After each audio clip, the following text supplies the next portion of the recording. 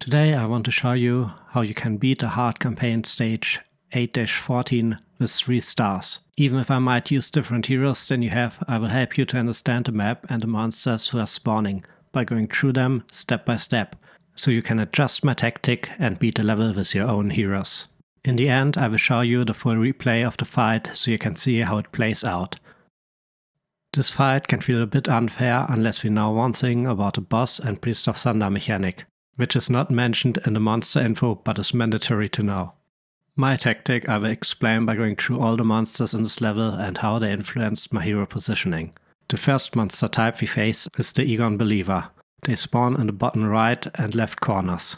To deal with them we have 2 choices. We take them down while they are still weak, before they jump into the water and transform into the Egon's dependent, or we let them transform and exploit the dependent's weakness to physical damage. Because I don't have enough tanks to deal with the believers before they transform, and with monsters coming from other directions, I decided to let them transform and choose a place for the defense where I can block each side with 1 tank while having them close together to easily heal them.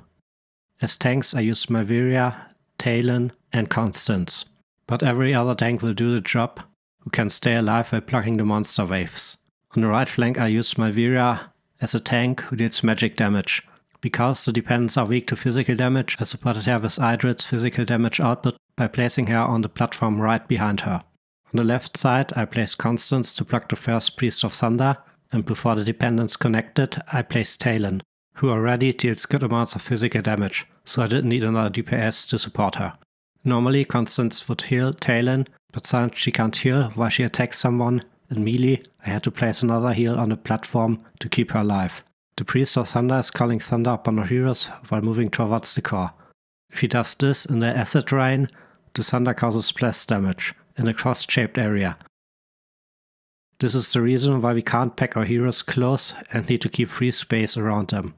The acid rain is called down from the Priestess of Rain. This ability reduces the hero's defense and magic resistance. For me this ability felt more scary than it was in the beginning. At first I thought the one-shots I suffered came from the acid rain, so my heroes didn't have the defense anymore to tank the attacks from the boss. But as soon as I understand the boss and Priest of Thunder mechanics, I didn't even feel like I had to get rid of them right away, which abandoned my idea of splitting my heroes into 2 camps. To get rid of them, Idrit's ultimate is a good way to nuke the priestesses down when she has some free time, but you might need some experience to find the right time windows for your ultimate.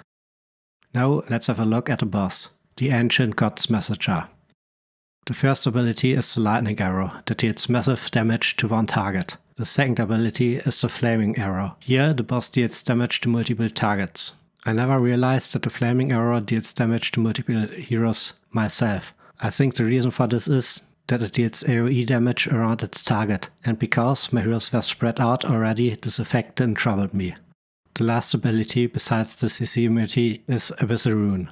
Here the boss summons an Abyssal Rune while helps attacking his enemies. This ability I never realized until I read it, so I assume it makes no problem at all and is just there.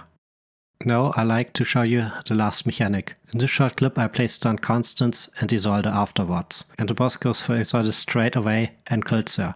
After that I place Iona, and the boss attacks Iona and the Priest of Thunder follows up on her. After Iona's death, both are switching to Constance, which is, in order, the last placed hero alive. Just before the defeat, the boss and the priest are turning against Aeon, which I placed just before the end. So, what does this mean for hero placement? When we want to place a hero, which tends to be one-shot, we need to wait until all Priests of Thunder are fighting in melee range. Or we can follow up with a placement that can tank the boss and the Thunders. This is the reason why I placed Constance first as a tank on the left side, even though she is unable to tank the Egon's dependence.